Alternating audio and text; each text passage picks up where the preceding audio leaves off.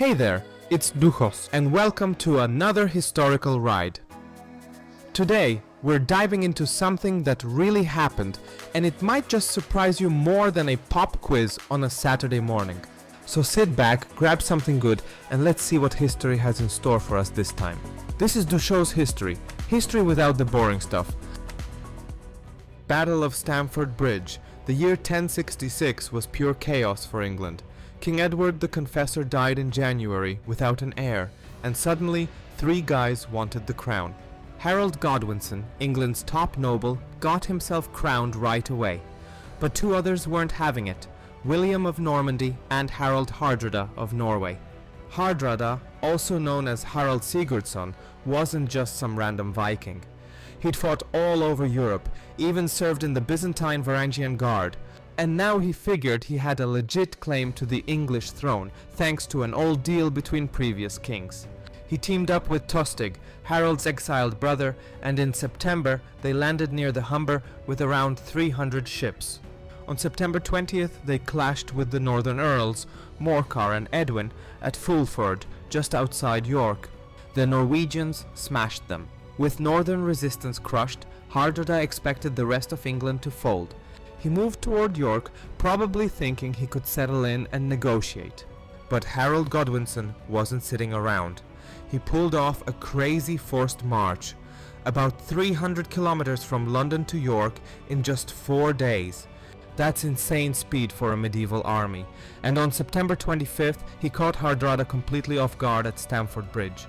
At that moment, the Norwegians were totally unprepared.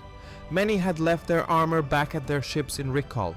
Hardrada and Tostig were chilling by the River Derwent, near the village of Stamford Bridge, expecting hostages, not an army. When the English showed up, it was a total shock. The Norwegians scrambled to form a shield wall. The only crossing was a narrow wooden bridge, and here's where legend steps in. Apparently, one giant Viking warrior held off the entire English army on the bridge with a massive axe. He supposedly took out dozens before someone floated under the bridge in a barrel and stabbed him from below. Sounds wild, but even if it's half true, it shows how intense the moment was. Once the English finally broke through the crossing, the real battle began. Once Harold's troops got across the bridge, things escalated fast. The Norwegians tried to hold their ground, forming a shield wall, but they were badly outnumbered and not fully armored. Many of them had been expecting a peaceful negotiation, not a surprise attack. Still, Hardrada didn't back down. He rallied his men and led from the front. But pretty early in the fight he took an arrow to the throat and went down. That was a huge blow to morale. Tostig took over, trying to keep the defense going, but the English kept pushing hard. Some Norwegian reinforcements did arrive later from recall, the ones who had been guarding the ships. They came fast, fully armed, but by the time they reached the battlefield it was too late. The English had the upper hand, and the newcomers got thrown into the chaos. The whole fight turned into a slaughter. Norwegians were cut down trying to flee across the bridge, some even drowned in the River Derwent. It was one of the bloodiest battles of the age. Most of Hardrada's army was wiped out. Out of the roughly 300 ships they arrived with, legend says only about 24 were needed to carry the survivors home. That's how bad the losses were. Harold let the remaining Norwegians go under one condition: they had to swear never to invade England again. Tostig didn't survive the battle, so the English king had dealt with both an external threat and his own family's betrayal in one brutal afternoon. But Harold didn't get to celebrate long. Just a few days later, news came from the south. William of Normandy had landed in Sussex on 28 September 1066. So after this grueling fight, Harold had to turn right around and march his exhausted army back south, setting up the next showdown at Hastings on 14th October. The Battle of Stamford Bridge showed Harold was a capable leader, quick, decisive and ruthless when needed. But it also meant his troops were tired and reduced in number when they faced William a few weeks later. Some say it cost him the crown. Extra cool facts about Stamford Bridge. Even though Stamford Bridge sounds like a regular English village, after 1066 it became one of the most legendary battle sites in the country's history. It marked the end of the Viking Age in England. After Hardrada's death, no major Viking invasion ever threatened the island again. Hardrada himself was no lightweight. Before coming to England, he'd fought across Europe, in Italy, Sicily, and even Jerusalem. He served in the elite Varangian Guard in Constantinople, where he gained a reputation as a brutal and cunning fighter. Some medieval sources say he was nearly 7 feet tall and fought with a two-handed sword, a proper warrior king. And the bridge legend? It may sound like pure myth, but similar stories pop up in different sources. It shows how much that battle burned itself into memory.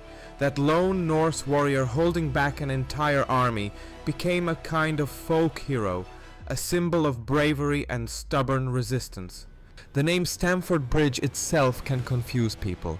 It has nothing to do with the Chelsea football stadium. Stamford comes from Stoneford, and the bridge was just a crossing over the River Derwent. Some accounts say the weather on 25 September was unseasonably hot. That's partly why the Norwegians left their armor behind. They weren't expecting a fight and didn't want to march in full gear under the sun.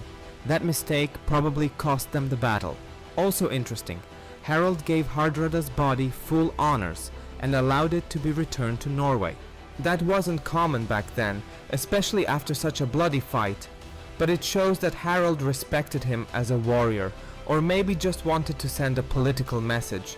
Finally, if Harold hadn't marched north and won at Stamford Bridge, England would have been sandwiched between two invading forces, the Norwegians and the Normans. He had to choose, and while he beat one, the second proved too much. Bonus legend, the Raven Omen. One eerie tale says that on the morning of the battle, a raven was seen circling above the Norwegian camp.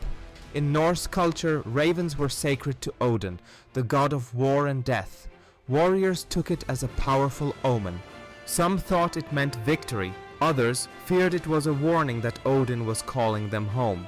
After the defeat, survivors claimed the raven had been a messenger of fate, and when word of the omen reached Norway, it was said that Odin had personally welcomed Hardrada into Valhalla, a final salute to the end of the Viking Age.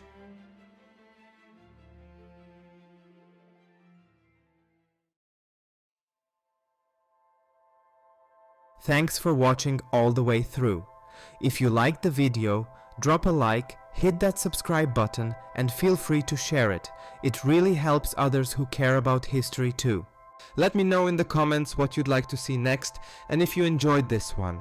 Take care, and I'll catch you in the next video.